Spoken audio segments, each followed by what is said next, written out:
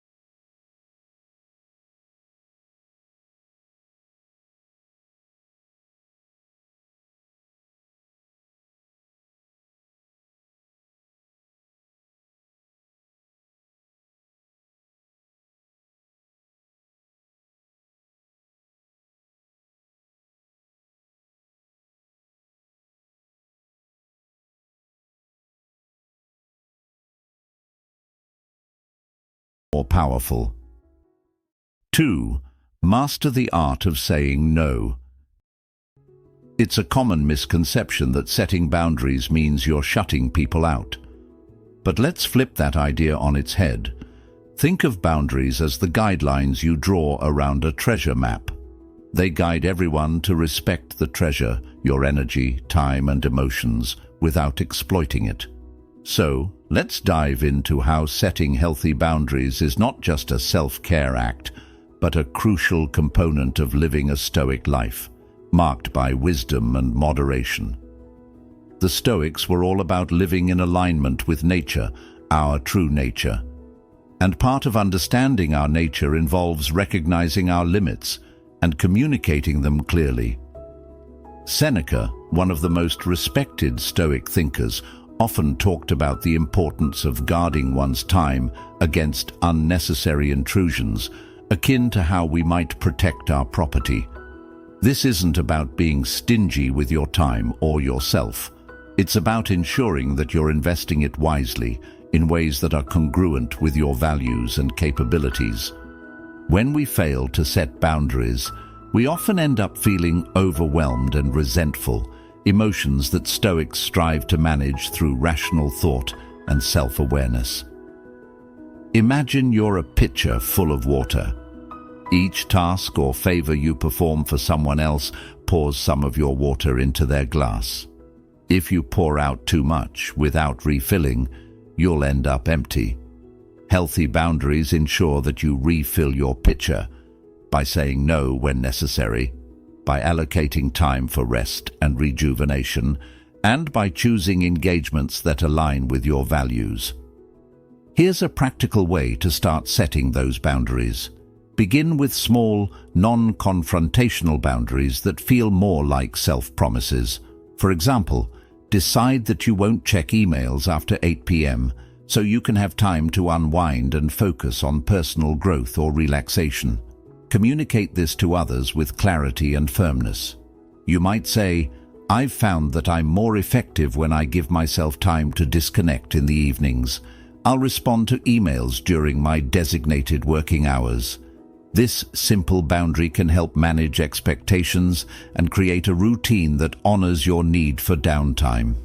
Furthermore, boundaries can help us handle interpersonal relationships more effectively. Stoicism teaches us not to be disturbed by external opinions or behaviors, but rather to focus on our own actions and reactions. By setting boundaries, we actively choose our reactions and maintain our tranquility. For instance, if someone has a habit of making unreasonable demands, a Stoic approach would be to calmly explain your limits. "I understand your needs, but I can only assist within these specific parameters. Let's find a solution that works within both our limits." This approach doesn't just apply to personal life, it's equally relevant in professional settings. Setting boundaries at work, like defining clear work hours or tasks, can prevent burnout and foster a healthier work environment. It also sets a professional tone, showing that you respect yourself and your work enough to guard your time and efforts, which in turn encourages others to respect them as well. Remember, setting boundaries is not a one-off task. It's a continuous process that involves checking in with yourself, assessing your needs, and adjusting your boundaries as those needs change. Like the Stoics, who continually practiced self-reflection and adjustment in their pursuit of virtue, we too can use boundary setting as a tool to better understand and care for ourselves while fostering healthier, more respectful relationships. So next time you feel guilty about setting a boundary, remember, you're not only protecting your resources, but also teaching others how to engage with you in a respectful and mindful manner. And that's a win for everyone involved. 3. Building your mental muscle. Let's talk about the backbone of Stoicism and how it applies to our lives today, especially when it comes to being kind without being taken advantage of. Inner strength and resilience aren't just about enduring hardship. They're about thriving amidst challenges while maintaining our composure and kindness. This kind of strength is exactly what the Stoics aimed to cultivate, and it's incredibly relevant in our interactions with others. Think about the times you've faced challenges, or when people have pushed your boundaries. It's easy to react impulsively or give in just to avoid conflict. But what if you could respond with calmness and clarity, standing firm in your values while still being compassionate? That's where Stoic resilience comes into play. It's about being so internally strong that external circumstances don't shake your core. The Stoic philosopher Epictetus once said that it's not what happens to us, but how we react to it that matters. Applying this to our lives today, when someone takes your kindness for granted, your reaction, based on inner strength and resilience, determines whether you'll end up feeling victimized or empowered. Cultivating this strength means actively deciding not to let external actions diminish your peace of mind. Building this kind of resilience starts with self-awareness. You need to know what triggers your negative reactions and understand why they happen. This could mean recognizing when you're giving too much to others at your own expense, or noticing when you're about to compromise your boundaries out of a need to be liked or approved of. Once you're aware of these triggers, you can start to work on responding differently. Practicing mindfulness is a fantastic way to strengthen this aspect of yourself. It helps you become more aware of your thoughts and feelings in the moment, allowing you to choose responses that align with your values rather than reacting out of emotion. Mindfulness can be as simple as taking a few deep breaths before responding to a request, or as involved as a daily meditation practice. The key is to create a space between what happens to you and your response, giving you the power to choose a reaction that reflects your inner strength. Another Stoic strategy is to regularly remind yourself of your core values. What are the principles that you want to guide your life? Is it integrity, generosity, respect? By keeping these values at the forefront of your mind, you can align your actions with them, which reinforces your resilience. When you act in harmony with your values, even in the face of adversity or exploitation, you reinforce your sense of self and reduce feelings of resentment or victimization. It's also crucial to recognize that resilience isn't about never bending. Like a tree that bends in the storm but doesn't break, resilient people can adapt to circumstances without losing their essence. This adaptability is a form of strength that lets you encounter misuse of your kindness and respond in a way that maintains your dignity and encourages personal growth. Lastly, resilience is nurtured through challenges. Every time you successfully navigate a situation where your kindness could have been taken for weakness but wasn't, you build confidence in your ability to handle similar situations in the future. It's about learning and growing from each experience, not just surviving them. So, as you move forward, think of cultivating your inner strength and resilience as equipping yourself with armor and tools, not to battle the world, but to navigate it with wisdom and grace. By building up your internal fortress, you ensure that your acts of kindness come from a place of strength and self-assurance, making you not only a giver, but also a wise steward of your own well-being. 4. Practicing mindful kindness. Ever stop to ponder the real impact of your kindness? It's something we often do on autopilot, offering a smile here, a helping hand there. But here's a twist. What if we started practicing mindful kindness, where every act of generosity is as intentional as it is heartfelt? This isn't just about being nice, it's about being strategically compassionate, ensuring that our good deeds genuinely uplift others without draining ourselves. This thoughtful approach to kindness echoes the Stoic practice of mindfulness, where every action is deliberate and aligned with our core values. In Stoicism, the idea of being mindful and intentional is pivotal. The Stoics, like Marcus Aurelius, often emphasize the importance of acting with purpose, not just with emotion. When you practice kindness mindfully, you're not just reacting to a situation, you're responding to it with wisdom and insight. This means taking a moment to assess what kind of help is truly beneficial and when it might be more prudent to step back. For example, consider a friend who constantly asks for help with tasks they could easily handle on their own. By automatically saying yes every time, you might think you're being kind, but are you really helping? Or are you just enabling a dependency that isn't healthy for either of you? Mindful kindness involves a deep awareness of the context of your actions and their potential impact. It's about asking yourself, is my act of kindness empowering the other person? Is it fostering independence or dependency? This reflection isn't about judging your desire to help, but refining it so that your actions lead to positive outcomes for all involved. It's akin to the Stoic belief in doing what is right, not just what feels good. By aligning our kind gestures with practical wisdom, we ensure they are not only generous but also genuinely constructive. Moreover, practicing kindness with mindfulness encourages us to stay connected to our inner wisdom. This connection helps us navigate the fine line between helping and overstepping, between caring and controlling.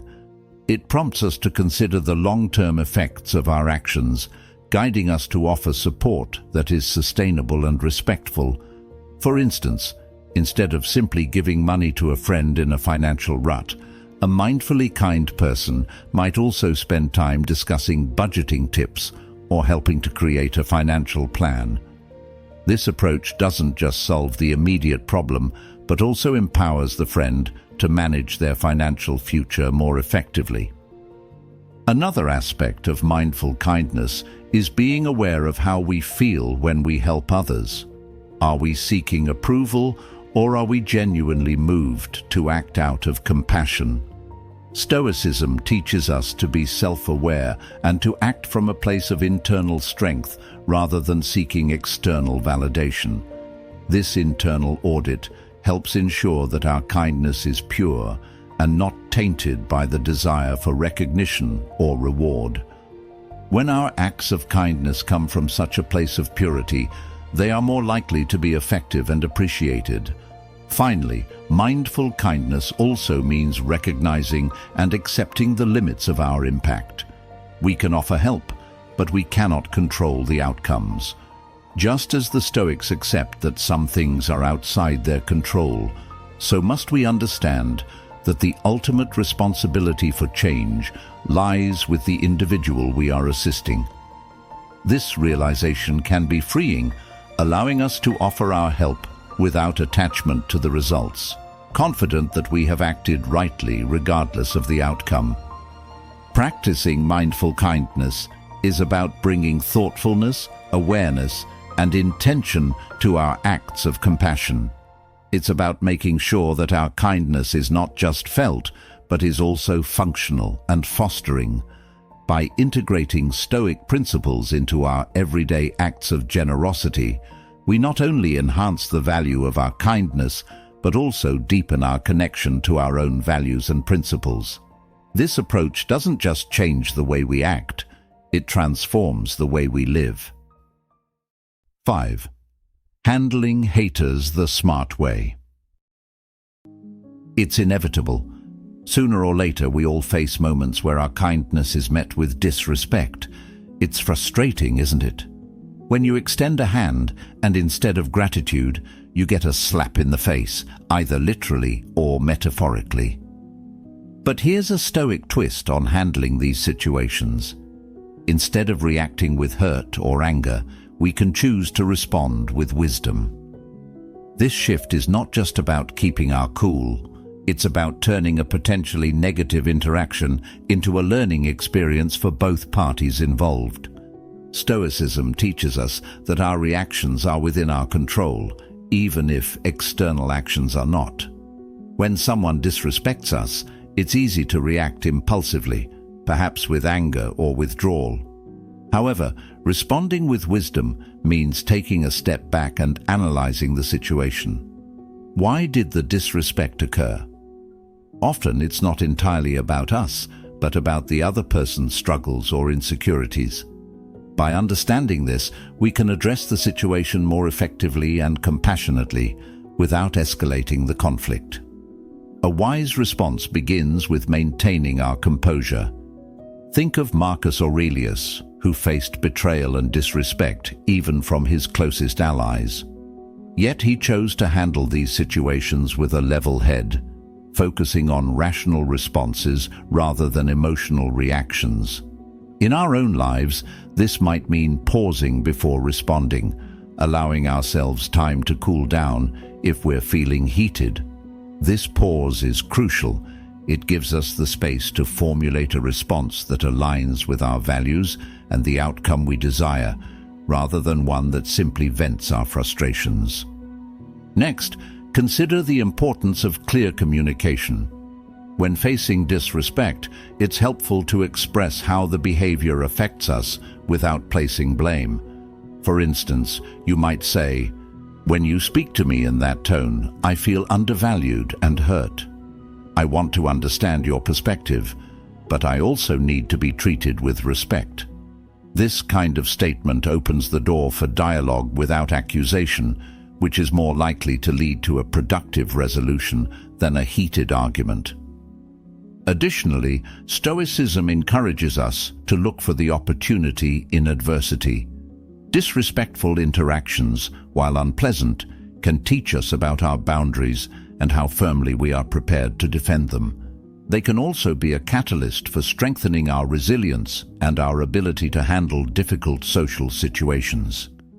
Every time we choose a wise response over a reactive one, we're not just navigating the moment. We're building our character and reinforcing our commitment to live virtuously. It's also essential to know when to disengage. Stoicism doesn't mean enduring abuse or continual disrespect. Sometimes, the wisest response is to remove ourselves from toxic situations.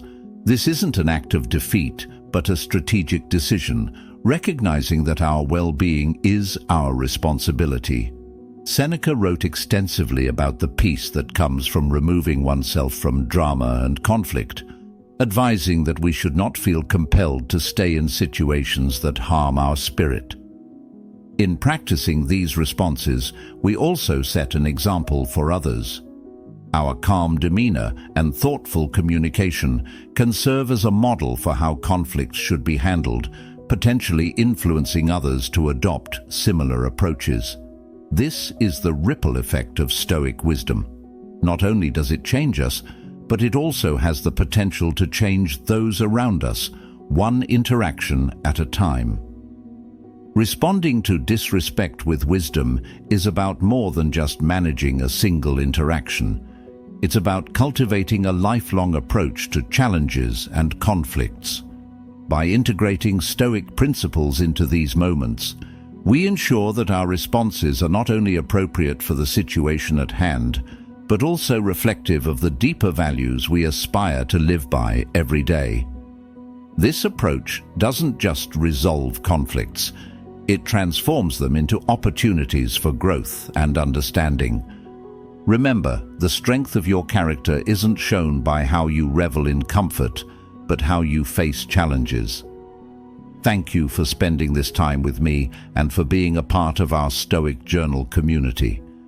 If you found today's discussion helpful, please check out one of the suggested videos on your screen to continue your journey with us. Stay wise, stay strong, and I look forward to seeing you in the next video.